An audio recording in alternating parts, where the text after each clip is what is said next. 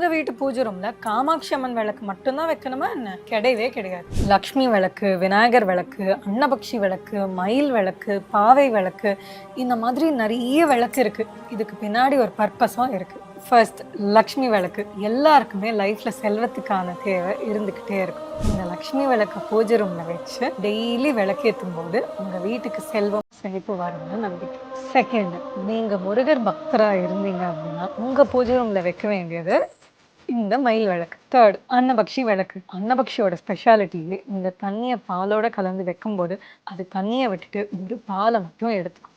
அதே மாதிரி உங்க வீட்டுல என்ன நடந்தாலும் கெட்டதை அப்படியே விட்டுட்டு வெறும் நல்லதை மட்டும் எடுத்துக்கும். ஃபைனலி, பாவை விளக்கு. ஒரு பொண்ணு கையால விளக்கேற்றுறது எந்த அளவுக்கு விசேஷமோ அதே மாதிரி ஒரு பொண்ணு கையில இருக்கிற விளக்க பூஜை ரூம்ல வச்சு ஏத்துறது இன்னும் விசேஷம். ஏன்னா அது ஒரு வரவேற்பு விளக்காக மாறிடும். இந்த மாதிரி நிறைய விளக்கு இருக்கு. அதே மாதிரி ஒரு ஒரு விளக்குக்கும் ஒரு ஒரு அர்த்தமும் இருக்கு. இந்த மாதிரியான விளக்கு பத்தி தெரிஞ்சுக்க விளக்குன்னு கமெண்ட் பண்ணுங்க. அடுத்த வீடியோல சொல்லுங்க.